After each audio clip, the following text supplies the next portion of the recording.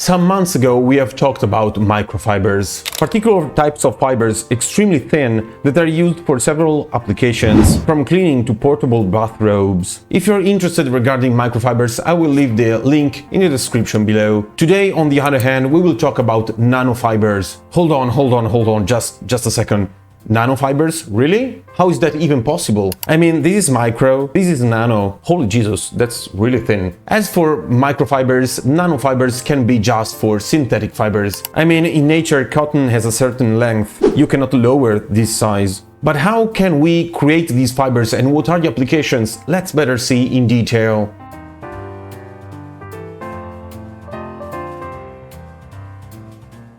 So, nanofibers. Cool. You might think that these sizes can be obtained by lowering over and over again the spinneret while extruding, right? Wrong. But let's have a quick recap first. Synthetic fibers are extruded by melting chips of polyester, nylon, acrylic and other synthetic fibers, and then all these filaments are extruded through spinnerets of specific diameters as if they are spaghetti, and wind it up to create the yarn cone. Now, if we lower down the size of the spinneret, we actually can obtain thinner yarns. And this is done for microfibers creation, in fact. But for nanofibers, you cannot do it, because the size is too small. So what do?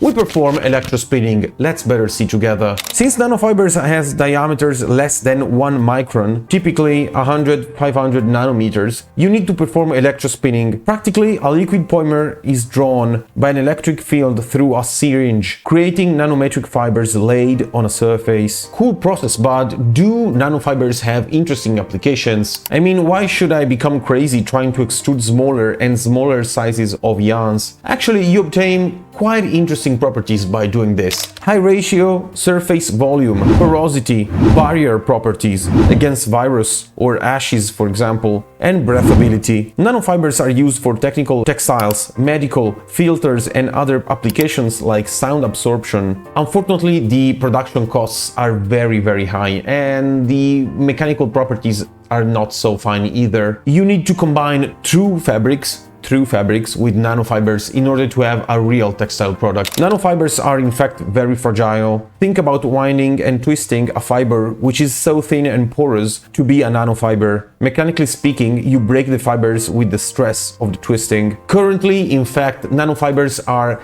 spun and then laid on a surface of a textile material. They are laid and coated on conventional fabrics. But lately, several researchers are studying a way to create yarns covered with nanofibers like core shell or nano coating. That's it for today, guys. Hope you have enjoyed the content of this video. You will find my details below along with my email, Reddit and so on. If you need any textile help, I'm at disposal naturally. Make sure to subscribe to the channel and always remember that as long as we have fabrics, there will always be a story to tell. Last but not least, I would like to thank you for the small donations and the emails that I receive each week. Much appreciated, guys. That's all for today. I hope to see you guys in the next video.